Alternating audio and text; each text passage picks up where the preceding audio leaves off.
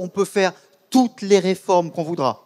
On peut raconter tout ce qu'on voudra. S'il n'y a personne pour aller bosser dans le secteur, ça va quand même être compliqué. Donc là, on a quand même un enjeu absolument central. Allez, quelques mots, ensuite le film, et puis après nos invités.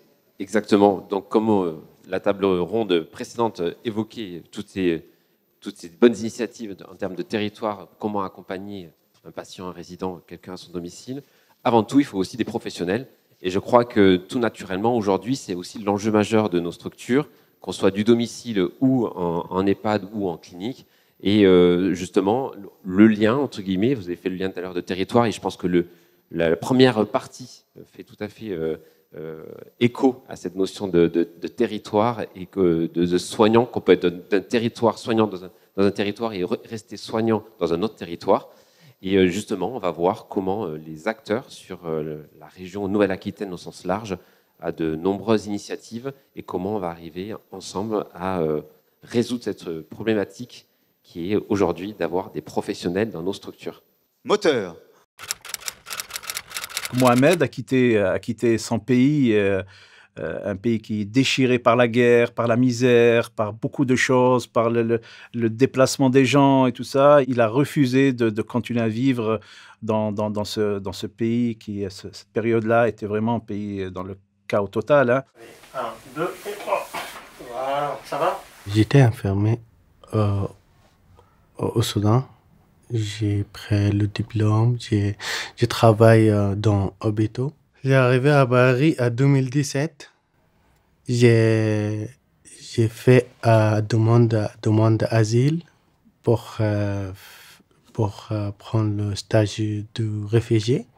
J'ai rencontré une association de GIEC pour m'aider pour formation OS. Bonjour, ça va et vous? Oui, bien. On va rentrer. Je m'appelle Georges Stani, je suis responsable du GIEC Silver Nouvelle-Aquitaine. C'est un groupement d'employeurs pour l'insertion et la qualification. Mon rôle, en l'occurrence, est d'être sur le terrain d'un point de vue local, à travailler avec un ensemble de partenaires autour de l'emploi, comme c'était le cas, en l'occurrence, avec Action Emploi Réfugiés, de leur antenne de Bordeaux. Et à partir de là, on a bâti un parcours dans le temps, de telle manière à pouvoir rendre viable aujourd'hui, et grâce aussi donc, à l'établissement ici, donc de la mise en place de ce parcours de formation en alternance. Ça va, Mohamed? Bonjour. Ouais, je t'explique pour les transmissions. D'accord. L'accueil s'est bien passé déjà, premièrement, mais il y avait la barrière quand même de la langue. C'était assez compliqué au début, et puis je sais pas, chaque jour qui passe, en fait, il s'améliore. On voit vraiment qu'il a envie, qu'il cherche, il demande, il prend des initiatives, et puis il me suit, en fait. Il y a un mimétisme, en fait, dans le métier. Il fait ce que je fais, moi, déjà. Et puis on essaye de l'aider le plus possible pour qu'il s'intègre dans l'équipe. Moi je pense qu'il est bien intégré dans l'équipe en même temps. Avec le groupe Corian, je suis très content. Monsieur Sonny, il m'a aidé pour prendre les choses et lui donner aussi la confiance pour travailler ici. On donne les moyens aux gens pour qu'ils s'en sortent. Voilà. Sachant que ce sont des gens, ils vont être diplômés dans 1 an ou dans 2 ans. On va en avoir besoin d'eux. C'est presque un partenariat gagnant-gagnant. On est dans un secteur d'activité, je dirais, dont l'avenir est mathématiquement favorable en termes d'emploi. On a besoin de professionnels à nos côtés. On n'en a pas forcément suffisamment. Donc il faut créer des compétences à partir de personnes qui ont juste envie de vouloir nous rejoindre, et à nous de bien les accompagner pour en faire de vrais professionnels. Moi, je trouve que c'est un partenariat qui est très bien. Corian, c'est bien qu'il s'investit aussi avec ça, avec des gens qui sont dans le besoin. C'est pas que pour Mohamed, c'est pour nous aussi. Plus tard, c'est lui qui va nous le rendre au quintuple. Il va rester avec nous et je suis convaincu qu'il va s'engager avec Corian, et ça reste un contrat où tout le monde est gagnant dans cette affaire-là.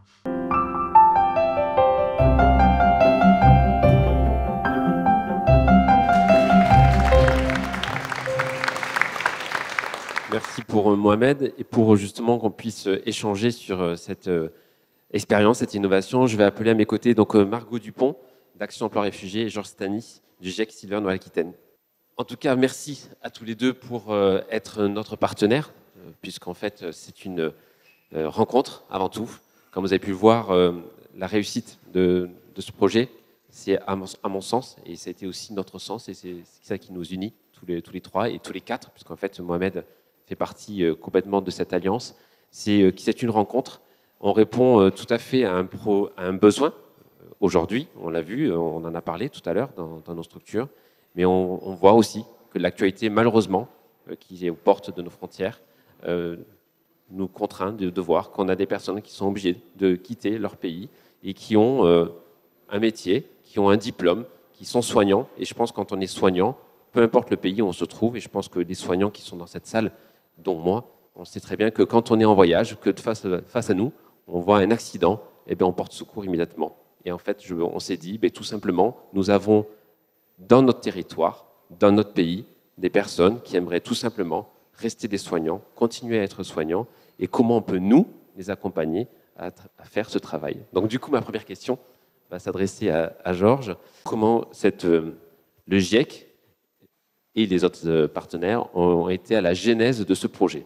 Alors, rebonjour à toutes et tous, enchanté. Tout d'abord, donc juste l'originalité, je vais parler juste du GIEC, mais très rapidement, parce que c'est un dispositif. Alors, je ne vais pas revenir sur la technique du millefeuille, on connaît bien, mais juste l'originalité d'un GIEC, c'est déjà dans son terme groupement d'employeurs. Ça veut dire que des entreprises ont fait le choix de se mettre ensemble pour fonder une association et la piloter au profit de la mise en place de la gestion de parcours pour permettre à des gens éloignés de l'emploi de les conduire effectivement vers par l'intermédiaire d'un accompagnement sur des objectifs de formation et de diplômes reconnus dans des branches professionnelles. Pour le GIEC Silver Nouvelle-Aquitaine, nous fêterons nos 10 ans cette année. Et à l'origine, ce sont donc un groupe de 12 établissements de l'ex-Aquitaine qui se sont mobilisés donc, en 2012 pour fonder cette association. Certains sont présents aujourd'hui, je les en remercie.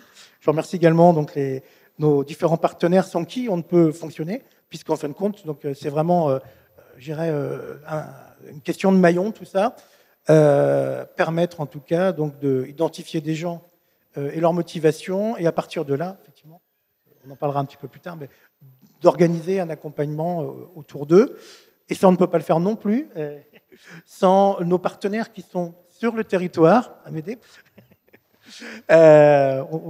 On tient, nous, à cette force de territoire parce que c'est effectivement, on vise une question de proximité. Et juste, pour ne pas prendre trop de temps, juste dire que le job du GIEC, c'est de faire en sorte que les résidents qui sont chez nos adhérents passent une belle journée. En fait, ça voudra dire que nos collaborateurs et l'équipe du GIEC elle-même aura contribué à cet objectif-là. Je pense que c'est tout ce qu'on vise ici même. Comme ça, on va se passer le micro. Du coup, c'est vrai que là, donc, le GIEC et surtout Silver Nouvelle-Aquitaine est très orienté sur les métiers autour de l'accompagnement et du soin. Dans cette expérience, dans cette expérimentation, dans cet accompagnement, il nous semblait inévitable d'avoir un acteur majeur, justement spécialisé sur la mise en relation entre des employeurs et des personnes dites réfugiées. Et du coup, je vais laisser Margot nous donner exactement les missions et les actions déployées par Action Emploi Réfugiés. Bonjour à tous et à toutes. Moi, je suis Margot Dupont et je suis directrice de l'antenne de Bordeaux, l'antenne Nouvelle-Aquitaine de l'association Action Emploi Réfugiés. Donc, nous, notre mission chez Action Emploi Réfugiés, c'est vraiment d'une part de favoriser l'insertion professionnelle des bénéficiaires de la protection internationale, on appelle ça. C'est en gros le public réfugié, les personnes qui sont arrivées sur le territoire français parce qu'elles ont été obligées à un moment de fuir leur pays. Elles ont obtenu la protection de la France et avec cette protection, le droit de travailler. Donc voilà, mission de favoriser leur insertion et en même temps d'aider des employeurs à pouvoir recruter des personnes en lien avec leurs besoins en ressources humaines. Pour faire très rapidement, on fait ça à travers 2 programmes. Un programme d'accompagnement qui s'appelle le programme Socle, programme dans lequel a participé Mohamed, que vous avez vu il y a un instant. Il L'idée de ce programme, c'est que les personnes arrivent vers nous avec déjà un bagage professionnel, en général un bagage dans leur pays, avec aussi des rêves, des projets. Et nous, on les aide à avancer sur cette voie-là. Donc à travers des ateliers collectifs qui permettent aux personnes de comprendre déjà le monde du travail en France. C'est pas évident quand on arrive sur le territoire de comprendre comment ça se passe, comment fonctionne le monde du travail, comment on cherche un emploi en France, définir son projet, faire son CV, ses lettres de motivation, comprendre comment on s'adresse à un employeur dans un entretien. On a aussi un accompagnement individualisé avec les personnes où on va, comme on disait, les accompagner pas à pas selon leur parcours, leurs besoins, leurs projets. Et puis, l'autre axe très important, c'est la mise en relation avec les entreprises, les partenaires du territoire. Donc là, dans le cas de Mohamed que vous avez pu voir, le GIEC Silver Nouvelle-Aquitaine et Corian. Et la mise en place de parcours. Tout à l'heure, vous parliez de parcours pour les personnes, pour les résidents. Cette notion de parcours, elle est très importante aussi au niveau professionnel pour les personnes qu'on accompagne.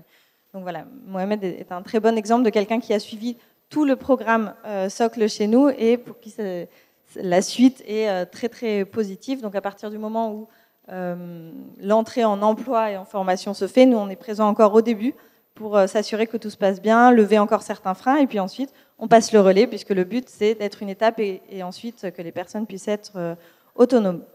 Voilà, très rapidement, on a aussi un autre programme que je ne vais pas détailler maintenant, le programme AVEC pour accélération vers l'emploi et la carrière, où là, ça va être des programmes de formation sur, qualifiantes ou préqualifiantes sur un certain temps, dans des métiers qui ont des besoins de recrutement, et on met en place avec les partenaires des formations qui incluent la formation technique au métier, des cours de français spécialisés sur le métier en question, et l'accompagnement individuel et collectif des personnes pour sécuriser les parcours. Voilà, merci. Donc effectivement, donc, comme on a pu voir, deux organismes qui se sont rencontrés avec un employeur. On a eu donc une personne qu'on a intégrée dans un parcours, qu'on a accompagné pour arriver jusqu'à la réussite et à la signature d'un contrat. Et maintenant, Georges, est-ce que vous pouvez nous expliquer quelles vont être les prochaines étapes pour Mohamed ? Bien évidemment. Alors juste rappeler que donc on est toujours sur des histoires de vie, bien sûr. On s'apprend, on se découvre les uns les autres. Effectivement, donc Mohamed lui déjà partait de beaucoup plus loin, de par ses difficultés, de par son histoire.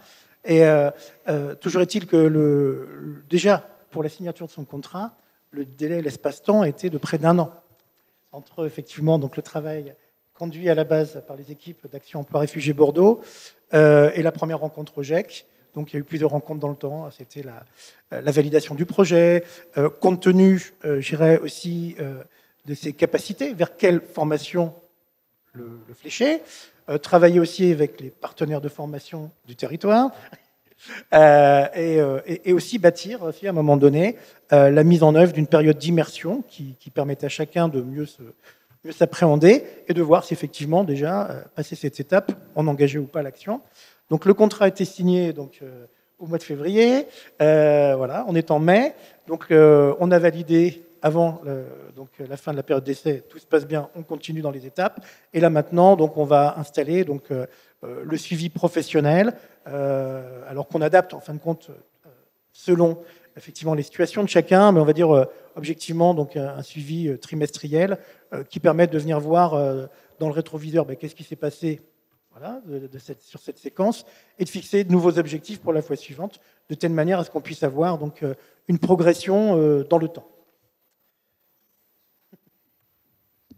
Oui, effectivement, c'est exactement cet accompagnement pluridisciplinaire qui a lieu maintenant, puisque le constat aussi qu'on s'était partagé ensemble, et je pense que certains dans l'Assemblée ont peut-être connu, c'était l'arrivée en France des infirmières venant d'Espagne et qui a été malheureusement pas forcément une réussite puisqu'elles sont arrivées en grand nombre sans forcément qu'il y ait cet accompagnement, sans forcément qu'il y ait cette intégration sociale.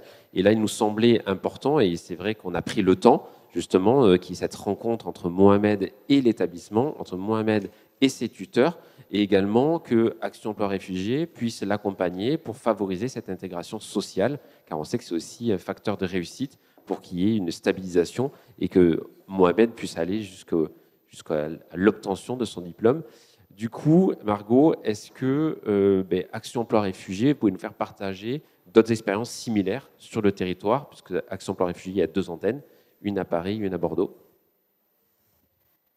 Oui, tout à fait. Donc, comme on mentionnait plus tôt, nous, c'est vraiment notre mission de mettre en relation ces personnes qui ont de l'expérience, des compétences et une envie de travailler, une envie de s'intégrer, une envie de s'investir et d'apporter aux autres. Et de l'autre côté, des structures qui ont des besoins humains. Et ça se décline dans tous les secteurs d'activité en partenariat avec les différents acteurs du territoire, notamment les GEC qui interviennent aussi sur différents secteurs d'activité.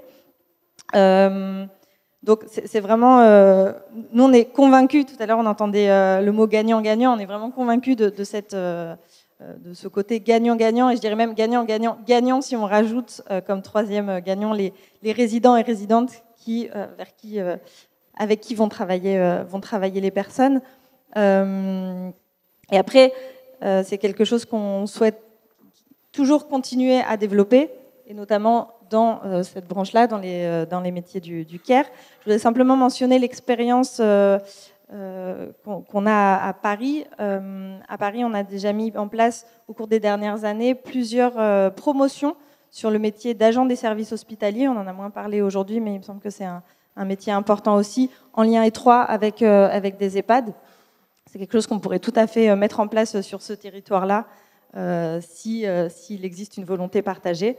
Et dans tous les cas, nous on est avec cette volonté et cette motivation d'aller encore plus loin au service de l'insertion de ce public. Merci. C'est vrai que la terminologie gagnant-gagnant, je vais juste illustrer un partage d'expérience, puisque dans la salle, il y a des membres de l'équipe de Corian Villabontan qui accompagnent Mohamed. Et les témoignages qui m'ont été remontés et qui sont forts ont été de dire, dès son arrivée dans l'établissement, il avait la posture, il avait de suite le positionnement comme un professionnel de santé, et on voyait qu'il était infirmier. Donc là, aujourd'hui, malheureusement, au regard de la législation, tout à l'heure on parlait de cet effet législation, réglementation, millefeuille, etc., il est obligé d'aller sur d'autres parcours. Sur un autre parcours, c'est le diplôme de DES, mais en tout cas, il garde déjà la posture du soignant. Merci à tous les deux, merci pour cette expérience. C'est intéressant, Olivier. Premier élément, on a encore une fois parlé de temporalité, on a parlé de temps, on a parlé aussi de culture. Il y a la culture française quand même aussi, la comprendre, la saisir, la culture du métier, et puis la culture administrative. Je me disais, ça fait quand même beaucoup, hein, mais c'est aussi ces problématiques-là. Et puis derrière, je me disais, c'est intéressant aussi, c'est un homme. On est dans un secteur qui est plutôt féminisé, donc c'est intéressant aussi d'aller chercher de ce point de vue-là. Et on est, il faut le rappeler, dans un secteur qui a besoin de ressources humaines. Voilà, qui ne sont pas nécessairement tous les secteurs qui sont dans cette situation-là. Donc il y avait, c'est vrai, un environnement extrêmement favorable. Exactement, et surtout, comme tu viens de le dire, un secteur qui a énormément besoin de personnes, au sens large. Et on va voir que là, on ne parle pas que du secteur de l'EHPAD, hein, puisque les intervenants vont ouvrir le débat sur tout le secteur des métiers d'accompagnement. Et on a aussi des personnes, finalement, qui sont dans notre territoire et qui attendent que ça, venir travailler dans notre secteur d'activité. Donc, comment on fait pour aller capter ces personnes? Comment on fait pour les emmener vers ces nouveaux métiers? Du coup, je vais me tourner vers Clotilde. Donc, Clotilde du Gérontopole. Donc, le Gérontopole porte depuis de nombreuses années des actions innovantes en faveur des métiers essentiellement, alors métiers des professions du domicile. Justement, est-ce que vous pouvez nous expliquer toutes les actions mises en place par le Gérontopole? Merci, oui, merci pour cette invitation. Donc, en effet, dès 2014, le Gérontopole Nouvelle-Aquitaine, donc anciennement Autonome Lab, avait justement fait l'hypothèse de dire que si on veut améliorer la qualité de service apporté aux personnes âgées ou en situation de handicap, il fallait aussi qu'on améliore la qualité des parcours de ces professionnels. On a fait donc une étude sur les zones de tension dans le parcours des professionnels en essayant de croiser les regards des professionnels de terrain, des autres professionnels du domicile, les acteurs de la santé au travail, les institutionnels, pour mettre en exergue ces différentes problématiques. Et puis, au niveau du Gérontopole, on cherche du coup à chaque fois à travailler sur la question de l'intelligence collective et donc de co-construire les solutions innovantes avec et pour les personnes qui sont directement concernées. Et donc, en 2016, on a par exemple expérimenté un rallye découverte des métiers de l'aide à domicile en se disant que, par exemple, pour donner envie à ces métiers-là, il était nécessaire de valoriser toutes les facettes de ces métiers-là. Donc, on a co-construit un rallye autour de 7 facettes à découvrir, avec une action extrêmement partenariale, puisque l'objectif, c'est que l'ensemble des acteurs, qu'on aille à la rencontre de professionnels de terrain, mais de bénéficiaires aussi. Qui mieux qu'un bénéficiaire peut expliquer justement la valeur de ces métiers et l'utilité qui est apportée au quotidien. Et puis, voilà, il y a un parcours avec une dimension ludique pour donner envie d'aller dans ces métiers-là. Ce rallye, on en est à la 10e édition, parce que le Gérontopole a réalisé un kit pour faciliter sa dissémination sur les territoires. Il commence en Gironde jeudi, donc voilà, c'est l'actualité aussi du local. On a aussi soutenu l'expérimentation d'autres initiatives, comme un programme de soutien à l'innovation managériale dans l'aide à domicile. En se disant que si on voulait améliorer aussi l'attractivité dans ces métiers-là, la fidélisation dans l'emploi, ça passe aussi par une nouvelle considération du professionnel de terrain, lui redonner du pouvoir d'agir, de la reconnaissance, le faire participer dans des décisions qui le concernent, parce que les professionnels de terrain savent souvent bien mieux que le dirigeant sur de quoi a besoin tel bénéficiaire, comment organiser au mieux les plannings, comment faire en sorte justement d'apporter une meilleure service à domicile. Donc c'était le programme Imano, on est en train de l'évaluer. On a comme ça d'autres initiatives qu'on essaie de soutenir, soit en les portant directement, soit en soutenant les porteurs de projets, avec cet enjeu de dissémination et de capitalisation de ces actions. Et donc on a aussi réalisé un site internet qui s'appelle professionnel-de-l'aide-à-la-personne.fr qui recense justement ces initiatives en faveur du parcours. Donc notre objectif pour nous, c'est, au regard encore plus aujourd'hui des chiffres, on est entre 5 à 20% aujourd'hui de postes non pourvus. Ça veut dire qu'on a des bénéficiaires à domicile qui ont personne chez eux sur certains temps forts de leur vie quotidienne. Ça, c'est extrêmement fort pour nous. Et donc, on croit profondément à ces enjeux de coopération des acteurs. La région travaille profondément sur tout ce qui est capitalisation des dispositifs mis en place en faveur justement de l'attractivité et de la fidélisation dans l'emploi. L'ARS également, le Gérontopole va justement essayer de mettre du lien entre toutes ces initiatives également. Merci. Donc c'est intéressant. On voit que du coup de nombreux acteurs sont autour, essayent d'œuvrer pour cette attractivité des métiers. Et là, je vais m'adresser à Guéno Léjean. Depuis peu, la plateforme girondine des métiers de l'autonomie pour les personnes âgées et en situation de handicap a été officiellement lancée. Est-ce que vous pouvez nous en dire un petit peu plus? Quelles vont être les missions, quelles sont les actions de cette plateforme qui va voir le jour? Oui, merci Monsieur Barry. Bonjour à toutes et à tous. Mes chers collègues, si je vous dis, je vais vous rappeler le métier, si je vous dis turnover, absentéisme, après le quoi qu'il en coûte, on est un peu dans le contre-coûte. Et si comme je suis breton, je vais dire le contre-coup. Et le contre-coup aujourd'hui, c'est sur tous les établissements médico-sociaux de Gironde, c'est au moins, à minima, 2 aides-soignants qu'il manque par établissement.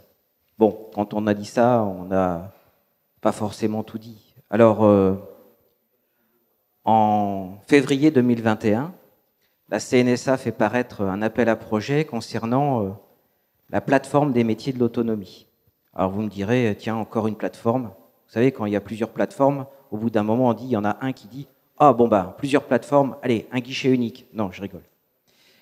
Octobre 2021, Bagatelle devient porteur et est choisi porteur et est retenu porteur justement de cette plateforme autonomie. Alors en Nouvelle-Aquitaine, vous en avez 2, dans Poitou-Charentes et puis ici en Gironde.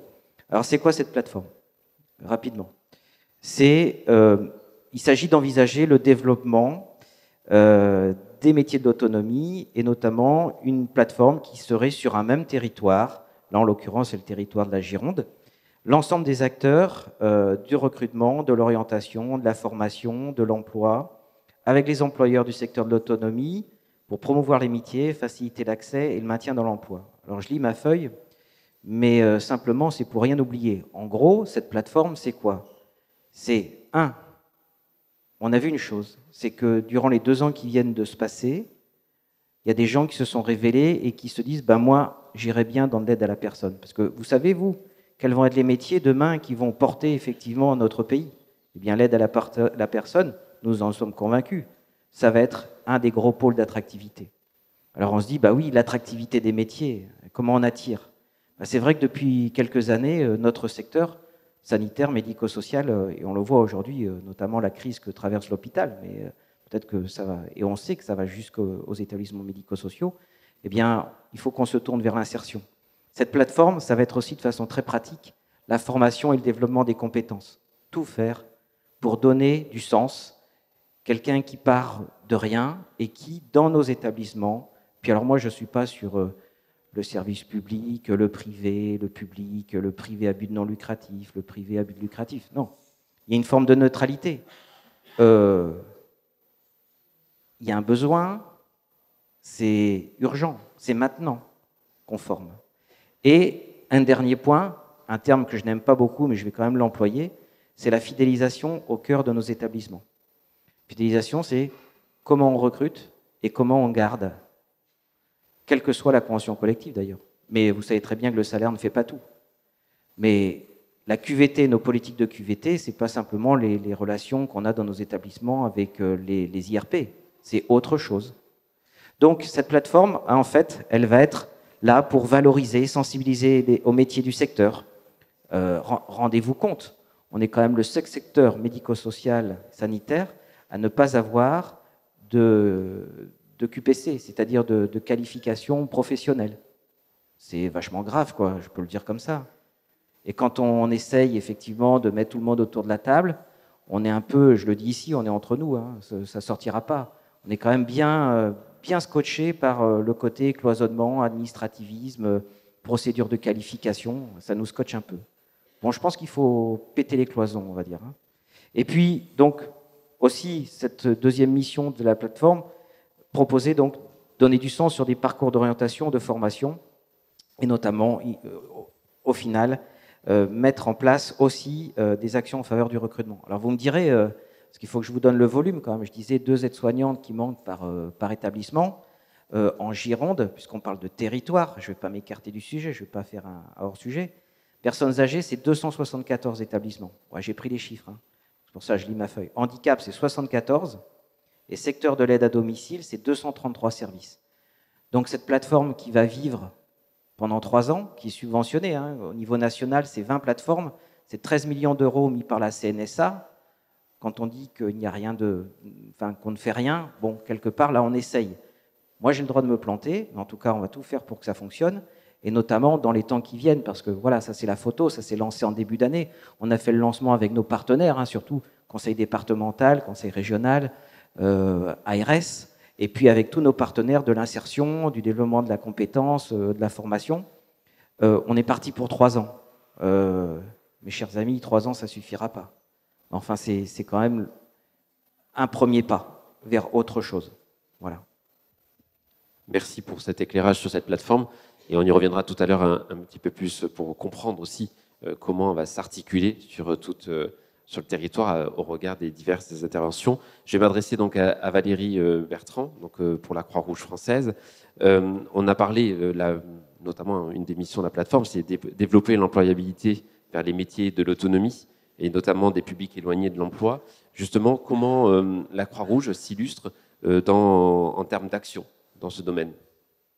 Je pense qu'on n'est pas les seuls, mais effectivement, on a pris cette option de décloisonner, alors, révolutionner est un bien grand mot, mais les filières formation actuellement en France sont en grande mouvance, et donc on prend l'option de s'ouvrir à la fois en amont et en aval, c'est-à-dire aller au plus près du terrain, du maillage territorial. L'enjeu est encore le territoire et encore la temporalité, c'est-à-dire d'identifier les besoins que les employeurs ont dans le secteur et d'essayer de former de manière orientée les personnes en leur apportant des compétences et une montée en compétences pour répondre le plus rapidement possible, en tout cas, aux besoins du territoire.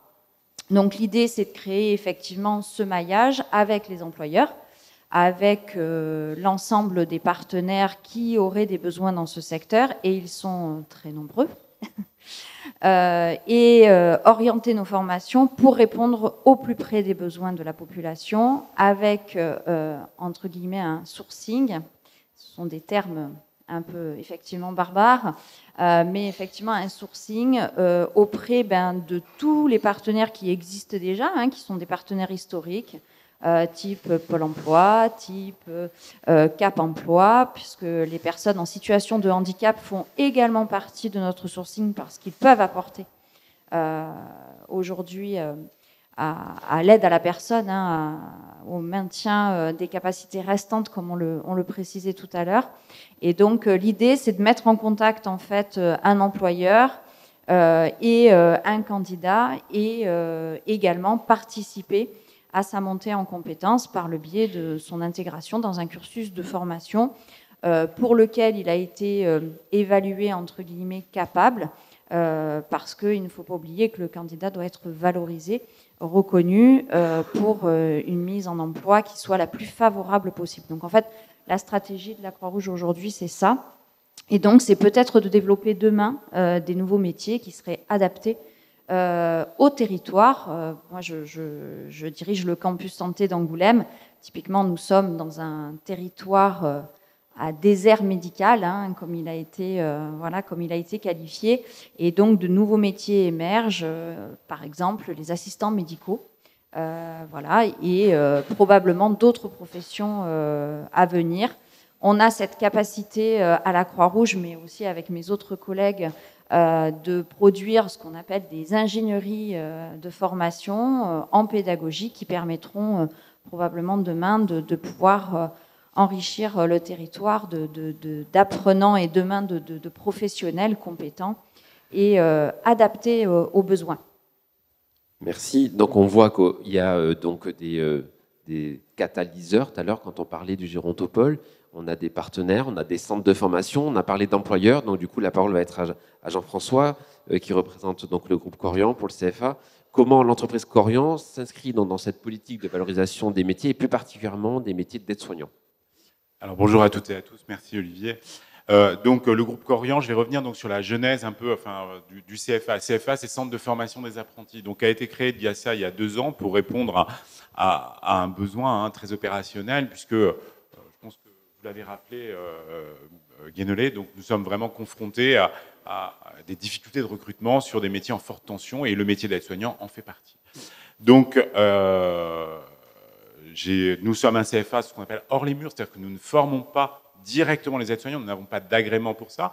Donc nous conventionnons au plus près de nos besoins, et là aussi, je reviens sur la notion donc, de territoire, au plus près de nos besoins. Donc il se trouve qu'en Nouvelle-Aquitaine et dans l'agglomération bordelaise, nous travaillons donc avec l'Institut Florence Nightingale de Badiatel à la formation d'aides-soignants diplômés d'État, sur des parcours de formation qui oscillent entre 12 et, on va dire, 18 mois. Voilà. Et ça, c'est une véritable volonté du groupe Corian pour accompagner, là aussi, alors, soit des salariés qui sont en CDI, mais sur d'autres missions, c'est-à-dire que, par exemple, est éligible à la formation par la voie d'apprentissage en termes d'âge, on va pouvoir les accompagner sur leur montée en compétences, le développement de nouvelles compétences, l'obtention d'un nouveau diplôme, ou sur des jeunes qui sont parfois issus de filières, alors il y a les bacs ASSP, SAPAT, d'autres métiers, qui peuvent bénéficier de passerelles vers le diplôme d'état d'aide-soignant, ou de personnes qui ne sont pas forcément issues du monde du soin, du monde de la santé, mais qui souhaitent se réorienter leur parcours professionnel ou leur projet professionnel vers les métiers du soin et du prendre soin, au sens large. Le métier d'aide-soignant, c'est un métier du prendre soin. Voilà. Merci. Donc c'est vrai qu'effectivement, donc le groupe a plusieurs CFA, notamment en termes pour les métiers d'aide-soignant. Et là, sur combien au total? Alors on est un CFA, mais on noue des partenariats, donc ce qu'on appelle des UFA, des unités de formation par apprentissage. Donc on en a une dizaine sur le territoire national. Donc on en a en région parisienne, sur Lyon, sur Bordeaux, sur Nice, sur Marseille. Et puis prochainement, on espère là où sont aussi implantés les établissements en Corian, donc en Normandie, on espère. Qu'est-ce que j'ai d'autre encore là en ce moment? À Toulouse aussi. Voilà, donc voilà. Merci. Du coup, ma question va vers vous, Cécile. Quels sont les intérêts pour un centre de formation d'être porteur ou d'être partenaire de CFA pour des entreprises? Merci Olivier, bonjour à tous, merci d'être là. Donc l'intérêt c'est d'être ensemble, d'être plusieurs. Aujourd'hui, c'est un peu dans le vent, il faut tout faire. On doit tout faire. Un institut doit pouvoir être CFA. Moi, je ne sais pas tout faire. En tant qu'institut, par contre, je suis experte en pédagogie, en ingénierie pédagogique, dans l'accompagnement des apprenants sur leur processus de professionnalisation. Je ne suis pas experte employeur, je ne suis pas experte du droit du travail. Donc cette pluralité des regards permet de partager l'accompagnement et de co-construire un parcours.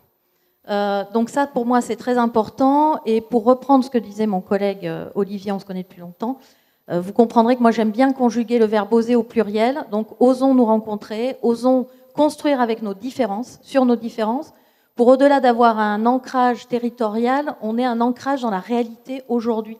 Moi, je peux apporter une réponse, mais elle sera d'un point de vue pédagogique. Donc, il faut vraiment qu'on partage ensemble ces regards-là. Et je trouve important de ne pas être devenu CFA et de pouvoir travailler avec plusieurs CFA. D'ailleurs, à Bagatelle, on a fait le choix de travailler avec plusieurs CFA qui ont des regards différents, qui ont des employeurs, qui permettent aussi à l'étudiant, partenaire, à l'élève, de pouvoir choisir son employeur, choisir son CFA et construire ensemble. Très bien. Donc c'est vrai que là, on a fait un focus sur les métiers d'aide-soignant, mais on parle depuis tout à l'heure de l'attractivité des métiers, comment aussi on amène des personnes vers ces métiers. Je vais m'adresser donc à Valérie. Il existe également donc des dispositifs qui permettent... non, Valérie par ici. On n'est pas encore bon en termes de coordination. Donc justement, il existe des dispositifs qui permettent d'accompagner les personnes pour une montée en compétences. Et est-ce que vous pouvez nous présenter, nous expliquer un peu le dispositif des ASHQ, entre guillemets?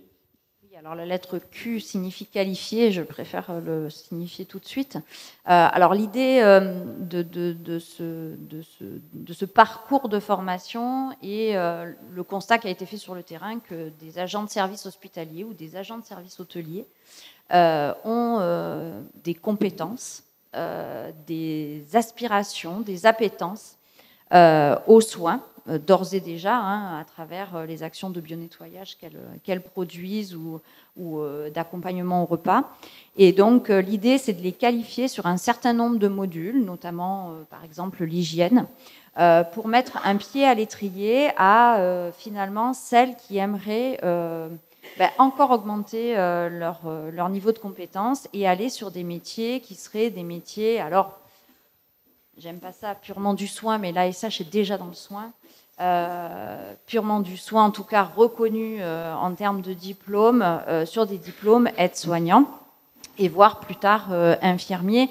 On est parti du constat qu'il n'y a rien de pire que de commencer une carrière et de ne pas avoir de perspective, en fait, d'évolution dans cette carrière. Voilà. Et c'est un peu, je pense, la difficulté de notre secteur.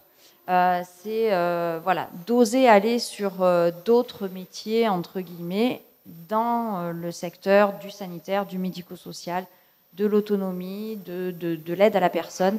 C'est de se dire qu'on peut commencer à un poste, on peut commencer sur une mission et on peut ensuite progresser, augmenter son niveau de compétence ou aller sur d'autres domaines. Et donc, là, finalement, le fait de produire ces 70 heures de formation supplémentaires peut amener, et on le constate sur le terrain, à finalement se découvrir en tant qu'ASH une appétence pour des soins qui sont peut-être plus techniques ou des collaborations qu'elles souhaiteraient plus intenses avec les équipes d'infirmières, de médecins, d'aides-soignantes ou de tout autre métier qui participe à l'aide à la personne. Et donc l'idée, c'est ça, c'est de rester toujours en mouvance dans la curiosité intellectuelle et dans la progression pour que finalement l'essoufflement que l'on constate sur des métiers voilà, qui sont difficiles physiquement et mentalement puisse être gommé effectivement par éventuellement une progression dans le secteur. Voilà. Tout à fait. Et ce qui est intéressant dans ce dispositif, comme on a pu le voir tout à l'heure, on a parlé de sécurisation, de montée en compétences. Ça permet de passer étape par étape et d'être plutôt sur de la réussite. Et on parle de réussite.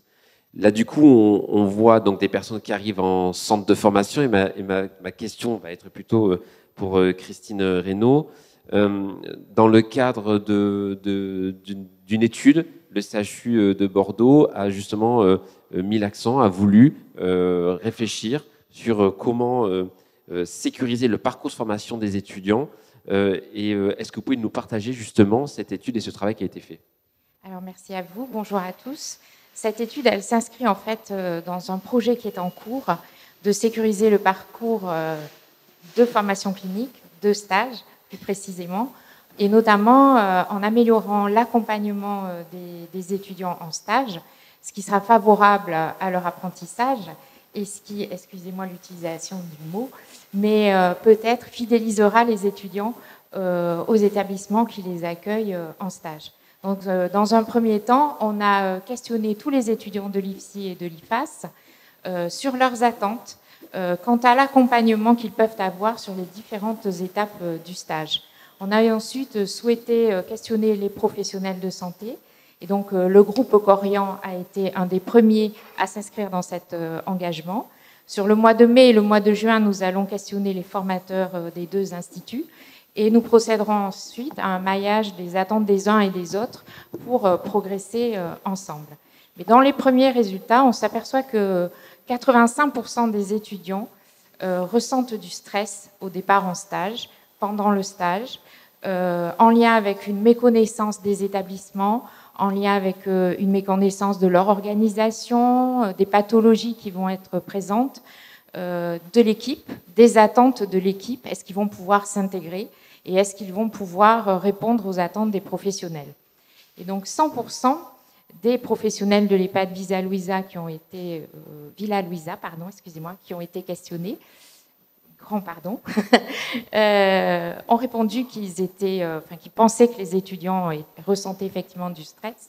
Et ils ont rajouté comme cause la crainte de la confrontation avec la personne âgée et la mauvaise presse des EHPAD dans leur représentation. 10% de ces professionnels ressentent eux aussi du stress à l'arrivée des étudiants par crainte de n'être pas suffisamment disponibles et par crainte de ne pas pouvoir répondre à leurs attentes. En fait, les 4 points forts essentiels que les étudiants nous ont partagés en termes de satisfaction quant au lieu de stage, c'est un point fort sur l'accueil, avec une disponibilité rapide des plannings. Effectivement, ils veulent pouvoir construire leur vie personnelle. C'est une génération qui cherche un équilibre entre la vie professionnelle et la vie personnelle. On a un certain nombre d'étudiants qui ont des difficultés de financement, qui travaillent les week-ends, donc qui ont besoin de connaître leur roulement. Et ils souhaiteraient avoir une réelle journée d'accueil, être vraiment considérés, et pas, je les cite, considérés comme des boulets. Donc en fait, premier point. Deuxième point, c'est cette relation avec l'équipe et cette relation avec les tuteurs. On a pu constater que 22% d'entre eux ne signalent à personne les difficultés vécues en stage. Autre point qui est important, c'est tous les outils qui sont proposés par les professionnels qui ne sont pas pour eux que, comme les carnets de bord, les fiches navettes, ne sont pas pour eux que des outils de traçabilité et de suivi de leur progression, mais sont aussi un outil qui permet de rentrer en communication avec les professionnels, une porte d'entrée, parce qu'on leur demande d'être acteurs de leur formation, qui sont très jeunes quand ils arrivent avec Parcoursup pour une majorité, et qui ne savent pas trop comment s'y prendre. Dernier point, l'évaluation en mi-stage ou en bilan final de stage, c'est un point très fort. Là aussi, ils veulent être présents, ils veulent que le tuteur le soit, ils veulent que les axes d'amélioration, mais aussi les points forts, leur soient expliqués, argumentés. Ils veulent pouvoir exprimer leur ressenti quant à des situations difficiles en mi-stage pour pouvoir progresser par la suite. Ils veulent pouvoir évaluer l'accompagnement qui leur a été proposé. Et ils veulent que les professionnels connaissent les critères de compétence de cette grille d'évaluation, de ce bilan final de stage.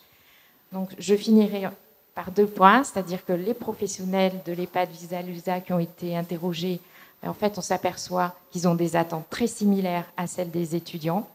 Et je voulais finir par des choses qu'on a retrouvées régulièrement dans leur verbatim, c'est-à-dire merci aux professionnels de nous accueillir malgré un contexte difficile. Merci pour ce partage. C'est vrai qu'on voit il y a de nombreux acteurs qui s'organisent pour faire rayonner sur un territoire, parler des métiers. on a des centres de formation, on a des employeurs qui se regroupent pour essayer de capter un maximum d'étudiants dans les centres de formation. Et après, c'est vrai que votre étude est très intéressante de dire, mais une fois qu'ils sont sur les bancs, entre guillemets, des centres de formation, comment on fait pour sécuriser leur parcours, pour garantir une arrivée jusqu'au bout du cursus et avoir des professionnels qui seront épanouis et n'abandonneront pas en cours de formation qui malheureusement arrivent. Du coup, ma question s'oriente à Cécile. Vous aussi, dans votre centre de formation, est-ce que vous avez mis en place des actions pour accompagner, sécuriser le parcours des étudiants ? Alors oui, on a réfléchi à cette question-là, puisqu'on parle du parcours, parcours de vie, parcours en santé, parcours en formation. Ce continuum pour lequel il faut des réponses. Alors les réponses, moi je ne les ai pas. On est des humains, donc on a une individualité, des parcours très différents les uns des autres. Par contre, on accompagne ces parcours-là, donc ils se construisent progressivement. Et on voit bien la question du stress avant d'aller en stage. Le discours, c'est ne stresse pas, ou tu ne dois pas gérer, gère ton stress, il ne faut pas stresser. Bon, on peut me le dire, hein, là vous ne le voyez pas, mais ça va plus vite. Hein. Donc, le dire ne suffit pas, c'est comme doit prendre confiance en lui, manque de confiance. Donc, plutôt, on a parlé des mots tout à l'heure, plutôt que de dire tu dois prendre confiance en toi, c'est on a confiance en toi et on va t'accompagner dans les difficultés que tu vas rencontrer tout au long de ton parcours, qui va durer 3 ans, qui ne va pas être le même pour tout le monde, et c'est normal. Donc cet accompagnement, on a mis en place depuis cette année sur l'antenne de Bergerac un accompagnement à la réussite. On accompagne à la réussite, on ne parle pas d'insuffisance, d'incapacité, on ne parle pas de difficultés, on parle de potentiel de développement et d'axes d'amélioration. Donc les mots ont vraiment du sens. Et le choix des mots est important. En plus, en tant qu'infirmier, on a souvent tendance à voir, vous savez, on nous apprend un problème. Donc on voit le problème de l'étudiant. Donc un tuteur, il va lui dire ça va pas, ça va pas, ça va pas. Mais on pense pas à dire. Alors l'étudiant il dit mais alors moi je sais rien faire, je suis nul. Non tout ça, mais tout le reste va bien. Mais, alors dites-moi un petit peu de tout le reste d'abord qui va bien, et après on travaillera sur ce qui est amélioré. Donc cet accompagnement-là, sur Bergerac, on va le mettre en place avec un coach qui travaille avec les étudiants, sans les formateurs, sans personne de l'institut, pour libérer une certaine parole. Et il va les accompagner pendant les 3 ans. Donc si ça fonctionne, on va essayer de le mettre en place sur Talence aussi.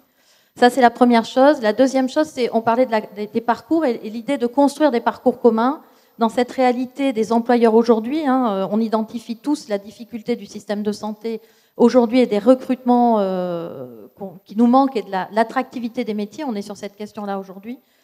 Donc on a travaillé sur un nouveau parcours, une nouvelle ingénierie pédagogique au niveau de la formation aide-soignante, après avoir répondu à un appel à projet sur une innovation. Et ce parcours, on l'a réfléchi, on l'a pensé avant, donc la question de se rencontrer toujours, hein, on l'a pensé avant avec des employeurs, avec des centres de CFA, avec des apprentis, avec des formateurs. Donc on va faire une pédagogie qui va être 2 jours, 3 jours, 2 jours à l'IFAS, 3 jours chez l'employeur, au départ sur 7 heures pour que l'apprenti puisse bien prendre sa posture d'apprenti. On va passer ensuite sur 1 semaine et après, on va être sur des temps un peu plus longs pour augmenter aussi cette prise de la posture, ce développement de la posture professionnelle en laissant les temps de stage. Donc je crois qu'on a des choses à penser ensemble, à construire ensemble. Donc on va le tester à la rentrée de septembre. On fera un bilan et on le partagera après avec les autres IFAS, parce que ce qu'on disait hier aussi, c'est qu'on n'est pas dans du concurrentiel. Hein. Moi, je ne veux pas former tous les gens qui ont envie d'être formés. Je ne peux pas. Et je ne les formerai pas de la même façon qu'ils sont formés au CHU ou à la Croix-Rouge, et tant mieux, parce que chacun va y trouver du sens et un sens qui lui donnera. Donc c'est vraiment ensemble, donc partageons davantage, revenons à cette rencontre qui est le cœur de notre métier, si je peux dire. Merci. Du coup, on voit bien les centres de formation donc, sont en train de réfléchir, d'imaginer comment accompagner tout au long de leur parcours, et au sein donc, du groupe, comment comment Corian accompagne les étudiants.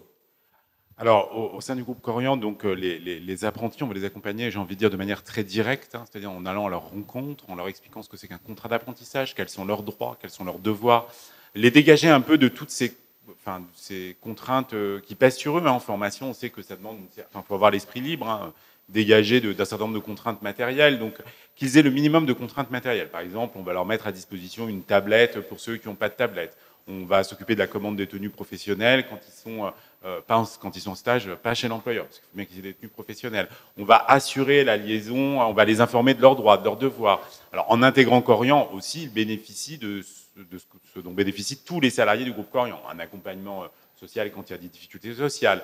Par exemple, ils bénéficient aussi d'une aide au permis de conduire pour certains qui peuvent être éloignés. On va faire en sorte, quand on leur fait rencontrer un employeur, de faire en sorte que l'employeur, les amener à rencontrer, soit pas à 50 ou 60 km de chez eux, puisqu'on sait aujourd'hui que le déplacement, et notamment dans des zones qui ne sont pas forcément des zones urbaines, mal desservies par les transports en commun, ça pèse sur un budget, le budget d'un apprenti ou d'une apprentie.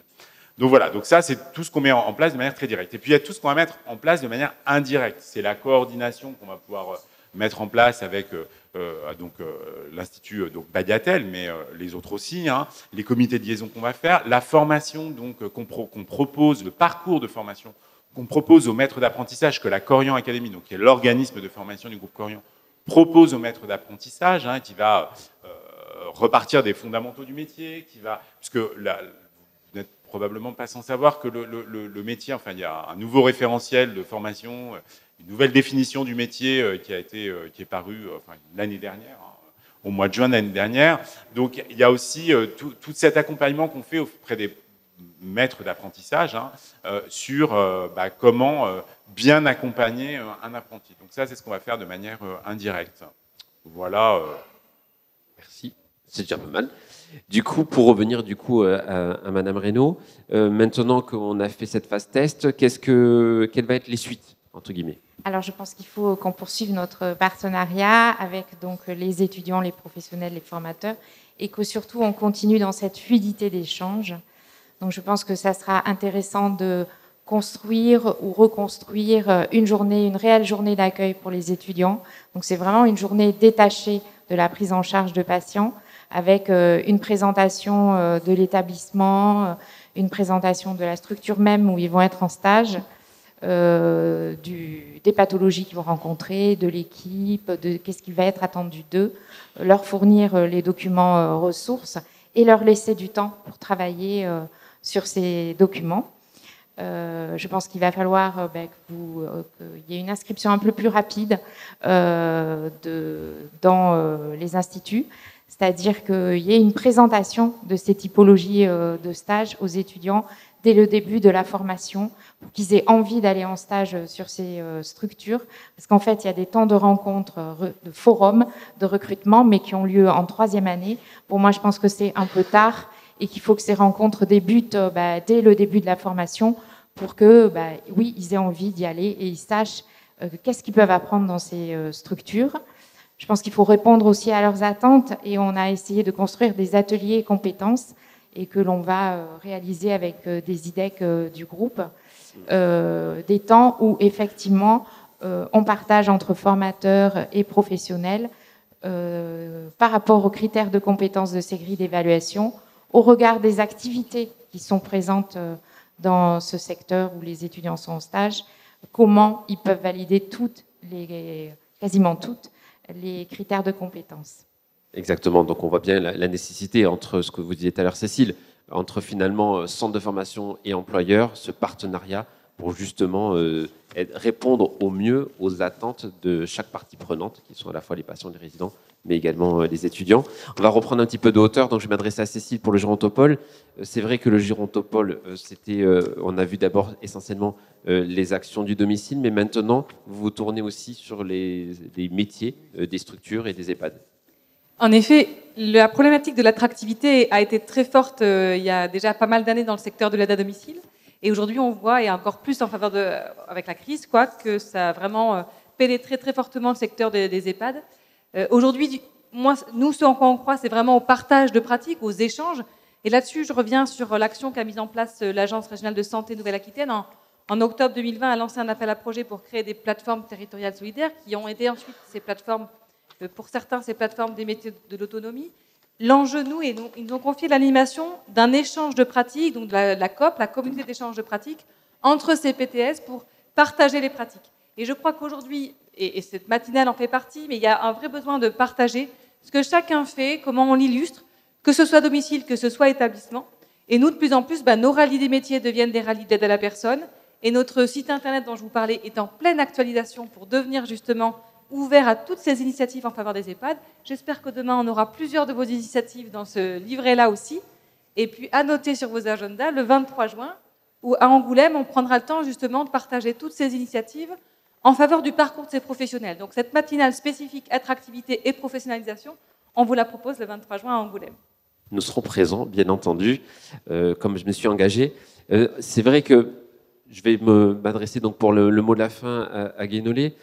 Au final, il y a cette plateforme qui arrive. On voit que sur le territoire, il y a énormément d'initiatives. Il y a déjà les acteurs qui ont pris à bras le corps le sujet de cette attractivité des métiers. Et maintenant, vous, puisque vous allez être porteur de cette plateforme, comment vous imaginez coordonner, pérenniser, voire catalyser ces types d'initiatives?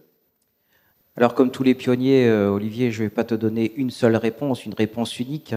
Tu t'imagines bien. Bon, l'équipe actuellement de la plateforme des métiers de l'autonomie, alors on dit PMA 33, le mot n'est pas très joli. Il va falloir vraiment qu'on trouve autre chose, parce que là, pour le coup, ce n'est pas attractif. Nous qui plaidons pour l'attractivité des métiers, mais on va trouver. L'équipe se compose, elle sera prête avant l'été. Ce sera 6 personnes, avec notamment quelque part des animateurs de l'insertion, des animateurs de la compétence, on pourrait même dire des chargés de mission. C'est pas, je voudrais dire que cette plateforme, c'est pas non plus ni remplacer Pôle emploi, ni remplacer l'OPCO, ni remplacer tous ceux qui justement ont des comment dirais-je, œuvrent déjà dans le domaine de l'insertion, de la compétence, mais c'est comme dirait mon cher collègue Olivier, créer des passerelles, créer du lien.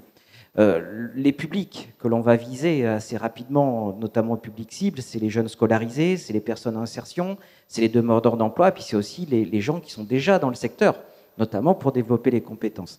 Alors, si on se tourne vers les employeurs, les établissements médico-sociaux et les structures d'aide à domicile, que je n'oublie pas, parce que c'est vrai qu'aujourd'hui, notamment, on le voit parfois, les retours que nous font les CCAS, notamment en milieu rural, des services d'aide à domicile, c'est la cata, parce que quand on est en milieu rural, vers qui on se tourne? Vers la mairie, vers l'aide à domicile et à la mairie. Et là, ça pêche, avec moyens pas grand-chose souvent. Donc, une aide pour couvrir leurs besoins en recrutement, en identifiant aussi des candidats potentiels, un appui, donc, je le reprends, même si je n'aime pas le mot, pour fidéliser les personnes qui œuvrent. Et puis, pour les salariés en poste, ce qui est important, c'est leur donner du sens et leur donner, tout à l'heure on parlait de ça, quelque part des perspectives de carrière. Si je dois conclure, cette plateforme, de façon très concrète, ne fera pas ou ne remplacera pas ce qui se fait déjà, mais par contre, dans le domaine dans lequel nous œuvrons, je pense qu'il était temps de mettre en pleine lumière. Je pense que ce qu'on vient de vivre pendant 2 ans a catalysé beaucoup de choses. On se rend compte aussi du gouffre, ou en tout cas du vide. Je ne dirais pas que ça penche et on voit le vide à travers les planches, mais presque. Donc il y a aussi, il faut qu'on s'en préoccupe maintenant. Donc attirer, capter, développer les compétences, et puis effectivement tout faire en sorte que l'on garde les gens qui ont envie et qu'on retrouve un peu de plaisir et de sens dans nos travaux et dans nos activités, dans nos missions pour le plus grand nombre, parce que oui, on le disait, nous aussi, on est les futurs vieux, c'est aussi, on se prépare demain, et il va falloir qu'on pense aussi à ceux qui s'occuperont de nous. Voilà, mon cher Olivier, ce que je voulais te dire. En tout cas, merci. Au regard des nombreux échanges que nous avons depuis hier, nous tous, nous sommes intimement convaincus qu'aujourd'hui, c'était une première étape, mais il y en aura d'autres, et on est déjà parti, on foisonne d'idées, et on a constaté, et on regrette, le grand absent est peut-être aujourd'hui autour de cette table, l'éducation nationale, mais peut-être qu'on aura l'occasion de les avoir à nos côtés, on espère, soit via la plateforme Gérontopole, pour pouvoir les associer, puisqu'on est intimement convaincu que potentiellement, c'était les bacs pro qu'il faudra peut-être aller être un peu plus présents dans leur formation. Merci à vous tous, j'ai eu beaucoup de plaisir à échanger avec vous. Alors, on est un tout petit peu juste dans le timing, mais il y a peut-être tout de même une personne qui veut intervenir ou poser une question. Bonjour, Mickaël Chaleuil, je suis directeur de l'EHPAD Saint-Dominique-Arcachon et je suis aussi membre de la Commission nationale personnes âgées Annexem. J'ai œuvré pendant 7 ans en tant que co-responsable d'un diplôme interuniversitaire de télémédecine. Et il y a une question que je vous pose, est-ce qu'on ne doit pas aussi aujourd'hui capitaliser sur moderniser nos métiers, moderniser l'image de notre secteur pour attirer et fidéliser, et notamment peut-être capitaliser sur l'usage du numérique. C'est vrai que j'ai l'impression encore qu'on travaille au XXe siècle parfois. Je vais vous donner un exemple. Lorsque je participais à un groupe de travail à Chamonix il y a quelques années, une étude scandinave avait mis en exergue que si on utilisait bien le numérique, chez les médecins notamment, on pouvait gagner 25% du temps au quotidien et le réattribuer, je dirais, au bénéfice des patients. Donc c'est un peu la question que je vous pose, que je me pose dans nos EHPAD. Si on prend la nuit, par exemple, parfois on a 2 aides-soignantes, enfin c'est mon cas, pour 85 lits, enfin 85 résidents, on va dire. Parfois, plusieurs appels malades sonnent en même temps. L'aide-soignante est dans un stress total tout le temps, ne sait pas vers quelle résidence se diriger en priorité. Peut-être qu'aujourd'hui, le numérique nous permettrait justement de faciliter le travail, travailler dans de meilleures conditions et remettre de l'humain dans notre métier qui est de l'humain. Voilà. Merci pour ce partage. Effectivement, je crois que c'est le quotidien de beaucoup de directeurs de structures aujourd'hui et de personnes qui sont présentes dans l'Assemblée. C'est clair qu'on a un fort besoin de digitalisation, de numérisation qui permettrait de gagner du temps, et du temps des fois précieux pour nos soignants, pour être plutôt aux côtés d'eux. C'est ce que disait tout à l'heure Olivier, être avec et pas être derrière forcément un PC ou autre. Donc je suis d'accord avec vous, et c'est pour ça qu'on a aussi la chance d'avoir des fois des partenaires comme Oscar, leur matelas, qui permet justement de gagner du temps, des fois des minutes précieuses. Oui, bonjour, Laurent Prévost. Je suis directeur d'un centre de formation qui s'appelle CFA Grand Âge et Dépendance, intégré dans Symphonie Formation. Je voulais pas j'ai pas de questions, mais j'ai juste un témoignage. Je suis assez régulièrement rassuré par le nombre de jeunes et moins jeunes qui ont envie de travailler dans l'aide à la personne. Finalement, c'est ça que je retiens de temps en temps. On entend souvent les employeurs qui disent « on n'a plus de personnes qui veulent travailler dans nos métiers, c'est la crise des vocations ». Non, je crois qu'il y a beaucoup de personnes qui ont envie de travailler dans l'aide à la personne, mais effectivement, il faut pouvoir les accompagner et les accompagner sur le long terme. Donc je trouve très bien tout ce que vous avez pu exprimer aujourd'hui, que ce soit la nouvelle plateforme de Bagatelle ou ce que vous mettez en place à la Croix-Rouge avec la formation de 70 heures, et aussi cette formation dont on parle de temps en temps. Je crois que vous l'avez mis en place, la formation plus longue pour les ASQH. La France a inventé un nouveau diplôme qui s'appelle agent de service médico-social. Et c'est une formation plus longue que 70 heures, pas très attendue ou pas très recherchée par les employeurs pour l'instant, et je le déplore, parce qu'effectivement, il y a beaucoup de personnes, dont ceux dont vous vous occupez aussi, par exemple des réfugiés, des jeunes et d'autres personnes qu'on peut retrouver dans d'autres structures d'insertion, qui ont besoin d'être accompagnés sur le long terme. Alors voilà, c'est vrai que ça nécessite beaucoup d'acteurs, et d'où l'importance de se coordonner et de se connaître. Voilà. Merci beaucoup, monsieur. C'est intéressant de dire tous les mots qui ont été utilisés. Le dernier, c'était accompagnement. Et tous, vous avez parlé de ce terme-là. Le temps, dont on a parlé plusieurs fois. Il y a besoin de temps. Tout le monde n'est pas... Alors, en vous écoutant, je me disais aussi qu'une partie de ces personnes ont eu des parcours scolaires pas toujours d'une réussite exceptionnelle, avec aussi un jugement des enseignants, par exemple, parfois des familles, mais en tout cas des enseignants. Hein, on connaît tous. Tu es tellement nul que la seule chose que tu sois capable de faire, c'est... Voilà, hein, donc tout ça n'est pas nécessairement hyper attractif. Donc c'est aussi le temps que l'on prend, peut-être des pédagogies différentes qu'on utilise. Voilà, il y a aussi tout cela. Et puis vous l'avez tous dit, on revient à la question des territoires. Et on revient à la question des débouchés. Dans un débat, un jour, j'ai un peu vexé deux camarades sociologues, parce que je disais, l'université, les débouchés, c'est le diplôme supplémentaire. Pour moi, le débouché, c'est le job. Voilà, c'est pas tout à fait pareil. Ce qui n'empêche pas d'ailleurs qu'après un job, on peut justement continuer de progresser. On est dans un des rares métiers où on n'est pas que tenu par le diplôme. Il y a finalement la restauration et celui-là. Hein, mais sinon, le pays France a tendance comme ça à beaucoup centrer sur le diplôme. Donc à chaque fois, puis les termes aussi que vous avez beaucoup utilisés, le pouvoir d'agir par exemple. Le sentiment aussi de ne pas pouvoir agir. Et d'être enfermé dans quelque chose. La question d'être acteur, hein, là encore, vous l'avez utilisé. Tu as dit pas de réponse unique, ça m'a fait penser, faut-il un guichet unique? Mais ça m'a amusé. Voilà, c'est aussi tous ces éléments sur lesquels vous êtes tous allés. Peut-être aussi, encore une fois, la question du sens, elle reste quand même majeure. Ce sont des métiers, vous savez, on dit souvent, on y rentre parfois par hasard, mais on n'y reste pas par hasard. Bon, c'est à la fois des formules, il y a aussi des gens, voilà, mais comment on y trouve du sens et comment il continue ce sens. Parce que si on veut justement que les gens restent, il faut qu'il y ait un sentiment d'être utile et un sentiment de garder ce sens. Donc on voit à chaque fois, on pourrait se dire aussi que si on prend par le haut, il y aura aussi la question du management. Comment aujourd'hui on sait accompagner ces personnes? Il y a toute la question autour de l'autonomie. On sort toujours le fameux modèle Burzorg, mais n'empêche qu'il y a quand même ces questions-là. Comment on trouve de l'autonomie avec les personnes? Comment on fait confiance? Vous l'avez dit plusieurs fois. Finalement, c'est aussi la meilleure pédagogie, c'est sans doute de démarrer sur la confiance. Et de démarrer, en effet, alors je suis prof, je dirige un master et tout ça, et généralement, ça commence par « oui, mais ça va pas, les horaires, ça va pas ». Et t'entends dire, au fait, qu'est-ce qui va? C'est quand même toujours super intéressant de demander aussi aux gens qu'est-ce qui va bien.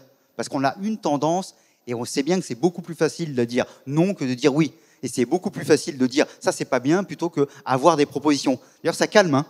Les gens qui disent, on va pas rentrer dans le jeu politique, mais les gens qui disent ça va pas, et au fait, tu proposes quoi? Ah. Et là, souvent, il y a un petit silence. Ou yaka.